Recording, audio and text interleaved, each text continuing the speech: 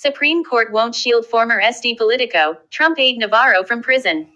The U.S. Supreme Court on Monday denied a request by Donald Trump's former aide Peter Navarro to avoid prison while he appeals his contempt of Congress conviction for defying a subpoena from a panel that investigated the 2021 Capitol attack. The 74-year-old economist is well known in San Diego because he ran unsuccessfully for local and state offices 5 times as a Democrat or independent while living here and teaching at UC Irvine. As you come on to the page, kindly hit the like bell and subscribe to the channel if you haven't done so as yet. Thank you. Navarro, who served as trade advisor during Trump's presidency, is set to arrive at around 8:30 a.m. PT on Tuesday at a federal prison in Miami to begin serving a 4-month prison sentence, according to his lawyers. Chief Justice John Roberts, who handles certain emergency matters involving cases from Washington, D.C., acted for the Supreme Court in rejecting Navarro's request. A jury convicted Navarro last September of 2 misdemeanor counts of contempt of Congress for defying the Democratic-led House of Representatives committee's subpoena. The committee investigated the January 6, 2021, attack by Trump's supporters and his broader attempts to overturn his 2020 election loss to Democrat Joe Biden. The U.S. Court of Appeals for the District of Columbia Circuit denied Navarro's request to. Here is the statement I issued after Justice John Roberts decided to reject my release pending appeal. Statement of Peter Navarro re. SCOTUS decision. Justice Roberts took care to note that his reason for denial was distinct from my pending appeal on the merits.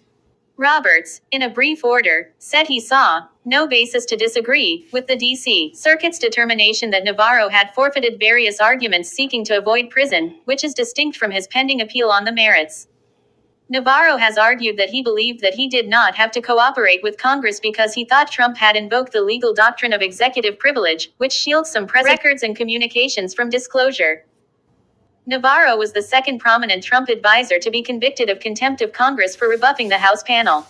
Former Trump advisor and right-wing firebrand Steve Bannon was sentenced to 4 months in prison in 2022. He has avoided serving the sentence while he appeals his conviction. Trump, seeking to regain the presidency this year, is the Republican candidate challenging Biden in the November 5 election.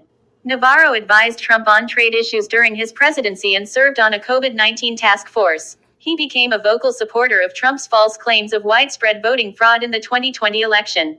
Trump supporters sought to prevent Congress from certifying Biden's victory, clashing with police and rampaging through the Capitol. According to Wikipedia, Peter Ken Navarro is an American economist who served in the Trump administration, first as deputy assistant to the president and director of the short-lived White House National Trade Council, then. This is Peter Navarro being interviewed just before walking into prison. The little story here is Navarro's going to prison today.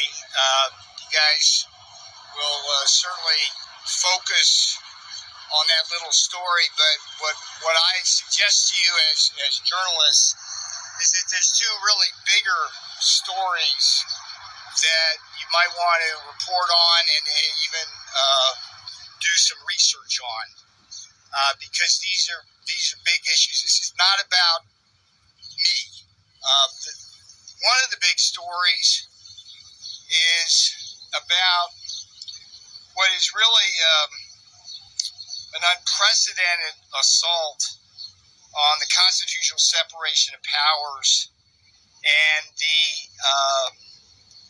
doctrine of executive privilege as a critical tool dating back to George Washington of effective presidential decision making. When I walk in that prison today, the justice system, such as it is, will have done a crippling blow to the constitutional separation of powers and executive privilege.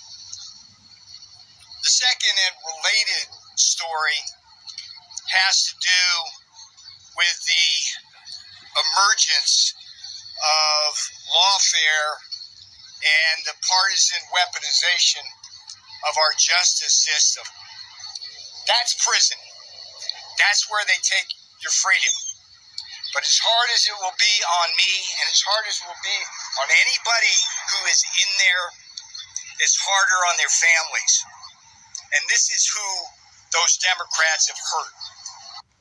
As you leave the page, kindly hit the like bell and subscribe to the channel if you haven't done so as yet. Thank you for watching.